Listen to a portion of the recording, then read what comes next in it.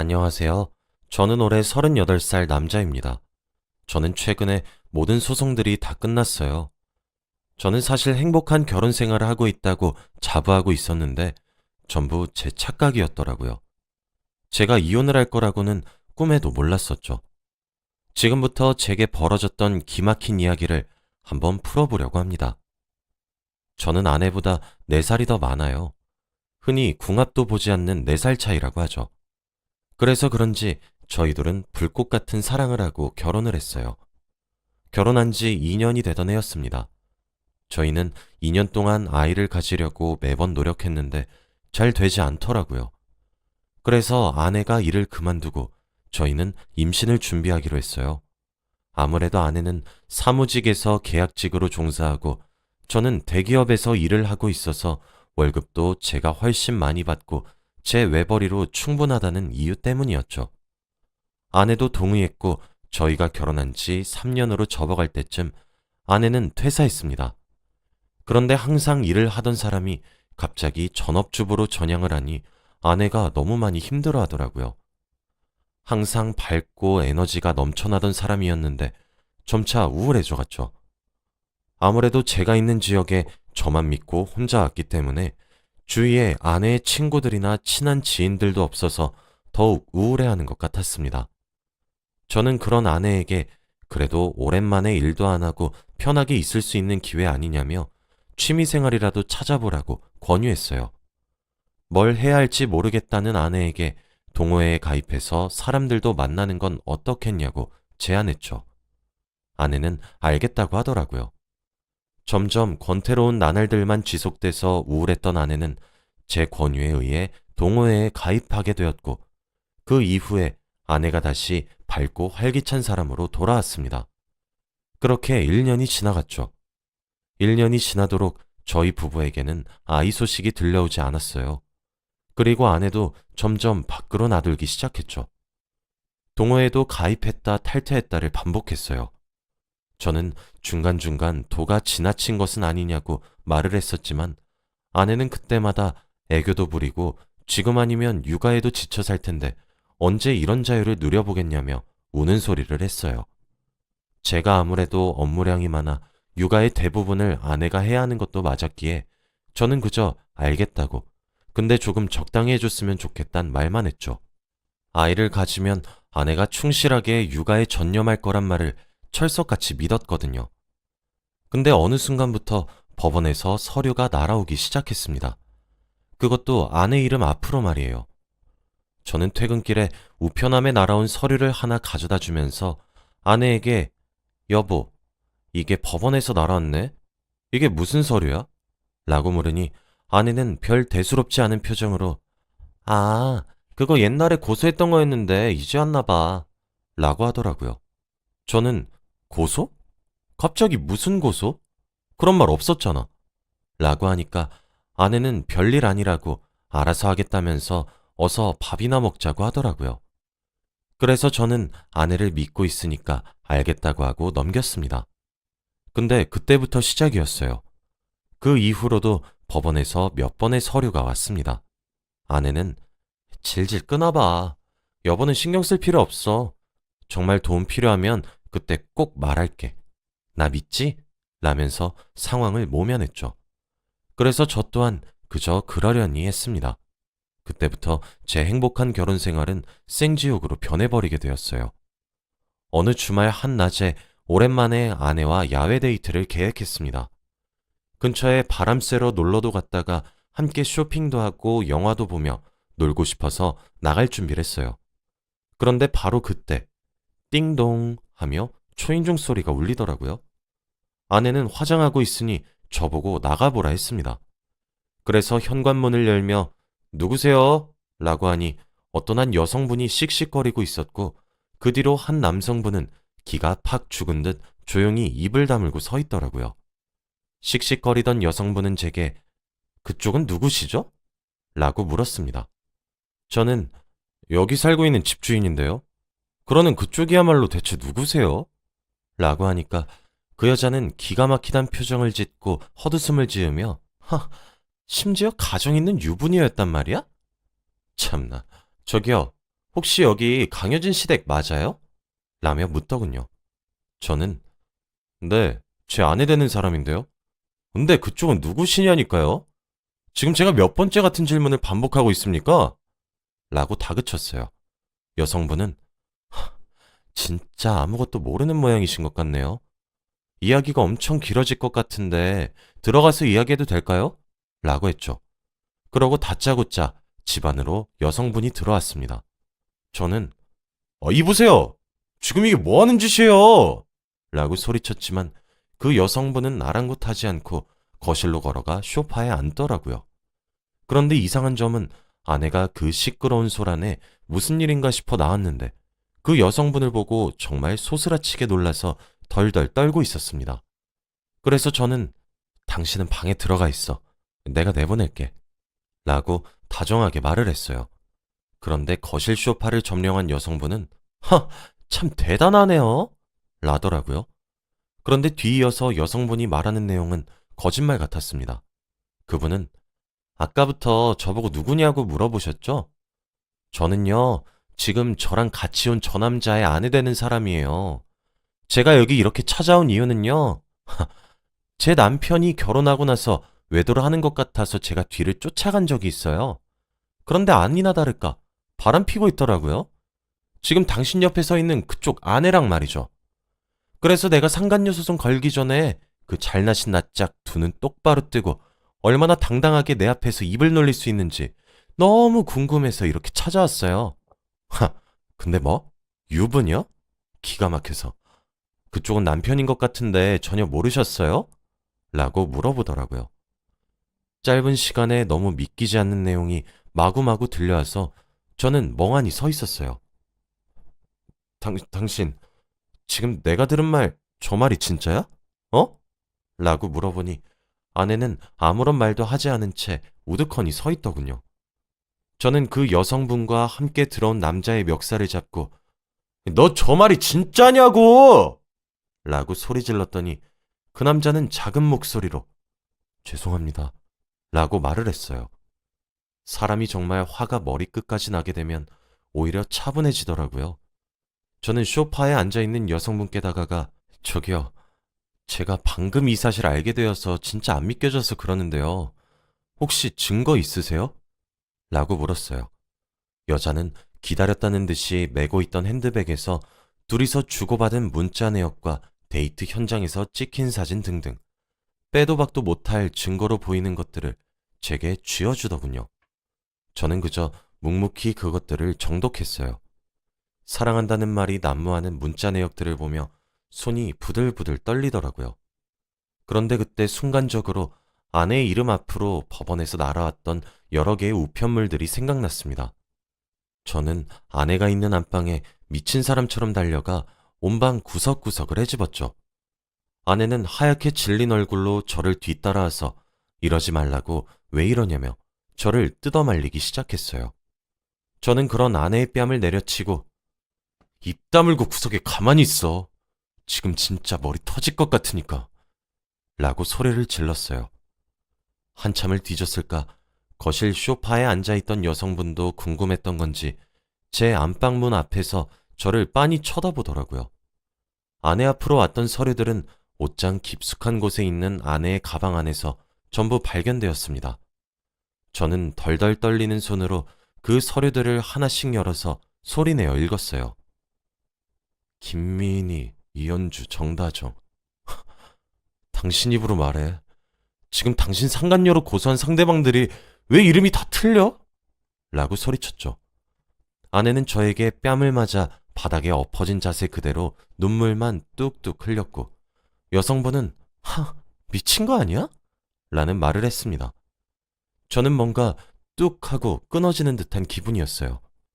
정신을 차려보니 여성분과 그 남편으로 보이는 놈이 절 뜯어말리고 있더라고요. 진정하라고 소리치는 여성분의 말을 듣는 순간 모든 것이 무너져 내리는 기분이었습니다. 일단 그 여성분의 연락처를 받아 적은 후 그 부부를 돌려보냈어요. 집에는 정막만 흘렀죠. 저는 침대에 걸터 앉아 바닥에 주저앉은 아내를 보고 전부 다 설명하라고 말을 했어요. 알고 보니 제가 동호회를 권유했던 일이 화근이 되었더라고요. 원래는 직장 생활에도 지쳤던 시기였기 때문에 집에서 제 내조를 잘 하려고 결심했고 아이를 가질 준비를 하려고 퇴직을 한 건 맞았다고 해요. 그런데 너무 집에만 있다 보니 우울증이 찾아와서 제 말대로 동호회에 가입해 사람들을 만나기 시작했다고 해요. 처음 가입했던 동호회는 사진 동호회였어요. 그런데 그 동호회에서 가정이 있는 남자로 보이는 회원이 자기에게 대시를 했었대요. 죄를 짓는 듯한 기분이 들어 수차례 거부했지만 동호회 회식 때 과음했던 날 넘지 말아야 할 선을 넘게 되었다네요. 마침 그날은 제가 출장을 가 있었던 날이라 저는 꿈에도 몰랐었던 거였고 아내도 양심에 찔려서 바로 동호회를 탈퇴했지만 그 이후로도 그 회원으로부터 지속적인 만남을 요구하는 문자들을 받았대요.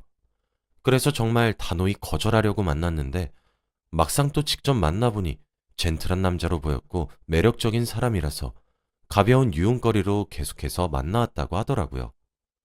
꼬리가 길면 밟힌다고 남자 쪽 아내에게 걸려서 상간녀 소송을 당했는데 위자료도 남자 쪽에서 부담해줬다고 했어요. 저는 더 이상 아내의 입으로 직접 들으면 제가 이성을 놓칠 것 같다는 확신이 들었죠. 저는 가볍게 휴대폰과 지갑만 챙기고 집을 나왔습니다. 찬바람을 쐬며 머리를 식혔어요. 그러다 문득 그런 생각이 들더라고요. 상간녀 소송만 지금 3개 당했고 오늘 또 다른 내연남을 직접 두 눈으로 목격했는데 과연 이게 정말 끝인 걸까? 하는 물음이 떠올랐어요. 본능적으로 더하면 더했지 여기서 끝이 아닐 거란 확신이 들었죠. 그 주말은 찜질방에서 잠을 자고 다음날 연차를 쓴 다음 불륜의 증거들을 전문적으로 확보해준다는 업체에 찾아가 상담을 했습니다. 매일 하는 일인데도 불구하고 제 이야기를 듣자 상담하시는 분도 혀를 내두르더군요. 입안이 바짝 마르더라고요. 그렇게 의뢰를 하고 저는 제 집으로 들어갔습니다. 아내는 잠 한숨 자지 못한 얼굴로 제게 다가와 왜 이제 왔냐고 울먹거렸어요. 저는 제 팔을 붙잡아 오는 아내 손을 뿌리친 채로 안방에 들어가 짐을 싸기 시작했습니다. 아내와 한 공간에 있고 싶지 않았거든요. 아내는 그런 저를 말리려고 했지만 제가 한번 노려보자 그저 옆에서 발만 동동 굴렸죠. 그렇게 저는 집을 나와 친구네 집에서 숙식을 해결하기 시작했어요.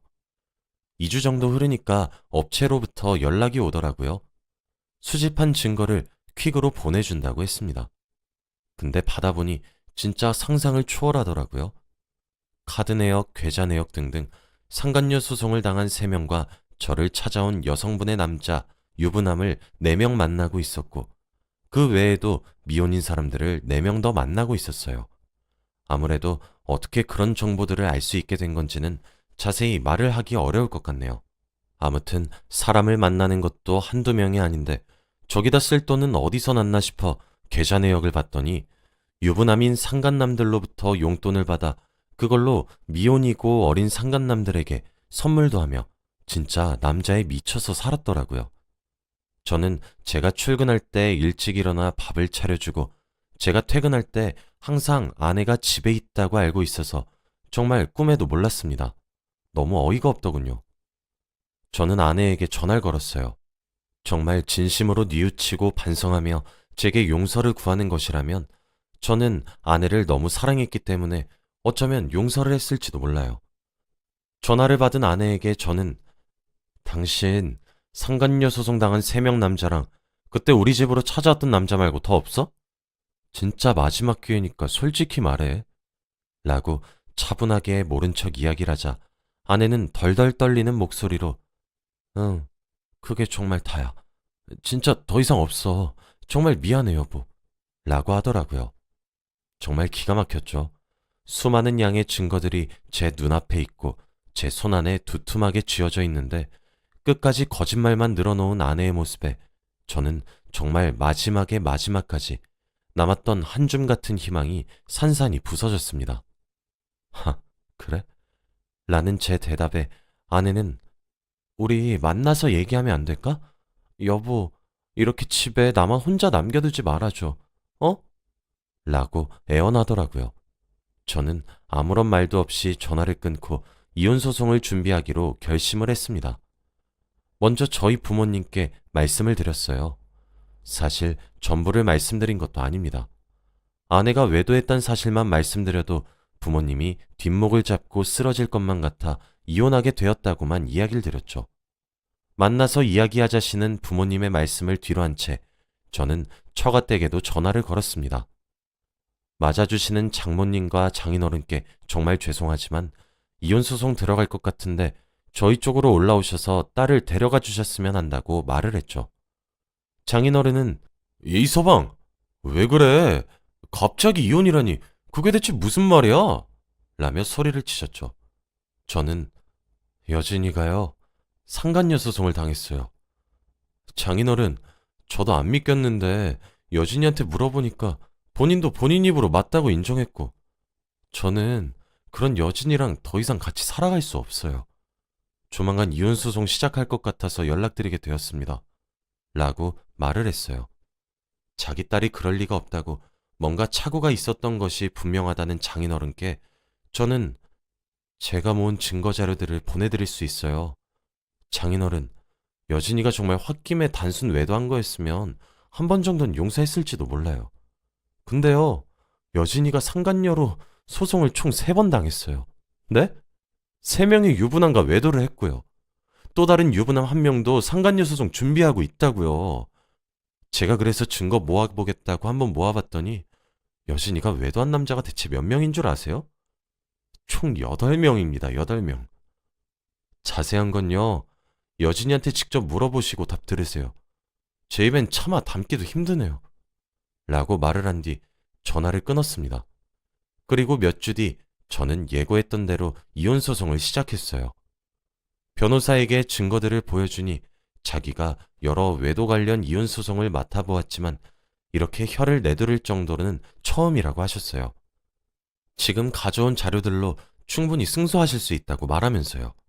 저는 거기에 그치지 않고 아내가 만난 상간남 8명 전부에게 상간남 소송 또한 같이 진행하기로 했습니다. 솔직히 아내가 유부녀란 사실을 모르고 있는 사람이 있다면 넘어갈랬는데 하나같이 전부가 아내가 가정이 있는 사람이란 걸 너무나도 잘 알고 있었거든요. 그 부분도 서로 주고받은 문자 내역에서 알게 되었습니다. 정말 중독된 사람처럼 많은 남자들을 만났더라고요. 사실 지속적인 관계를 가진 사람들만 8명인 거지 일시적인 사람들까진 헤아릴 수 없는데 아마 어마어마한 숫자가 될 것이라고 예상이 돼요. 제가 준비한 증거들은 너무나도 명백했고 그 외로도 변호사님이 따로 준비해 주신 자료들도 아내를 유책 배우자로 가리켰고 혼인 파탄의 이유 또한 아내의 불륜을 가리켰죠. 상간남들의 소송 또한 손쉽게 승소할 수 있었습니다. 저는 제 아내와 총 8명의 상간남들에게 위자료로만 약 2억 정도를 받았어요. 그 후로 알게 된 이야기지만 아내는 관계 중독으로 정신과에 다니고 있다고 하더라고요. 아무래도 결혼을 하게 되면서 홀로 타지로 올라와 생활하게 되다 보니 우울함과 불안함을 남자들을 만나는 것으로 해소했던 모양입니다. 아무리 그렇다고 하더라도 저와 아내는 이제 돌이킬 수 없는 강을 건너게 된 것이죠. 짧다면 짧은 결혼 생활에 종지부를 찍게 되었습니다. 지금 저는 다시 저희 부모님 집으로 들어와 함께 살고 있어요. 아내는 처갓집에서 올라온 장인어른과 장모님 손에 이끌려 고향으로 끌려서 내려갔습니다. 그 와중에도 장인어른께선 제게 딸을 잘못 가르쳤다고 미안하다고 허리를 숙이셨어요. 참 여러모로 씁쓸하더군요. 아내는 제발 나 버리지 마 따위의 연락들이 주기적으로 오고 있는 상태지만 저는 모든 연락들을 그저 무시하고 있어요. 더 이상 얽히고 싶지 않은 마음도 참 큽니다. 저도 아마 한동안은 아내와의 결혼 생활 그리고 이혼이 트라우마로 남아 저를 괴롭힐 것 같지만 시간이 지나면 점차 극복할 수 있을 거라 믿어요. 여러분의 가정은 항상 평안하시길 바라는 마음으로 이만 글을 마칩니다. 제 글을 읽어주셔서 정말 감사드리고 모두 제가 스스로 극복해서 이겨낼 수 있게 해주시길 바라주세요. 행복한 하루 보내시길 바랍니다. 감사합니다.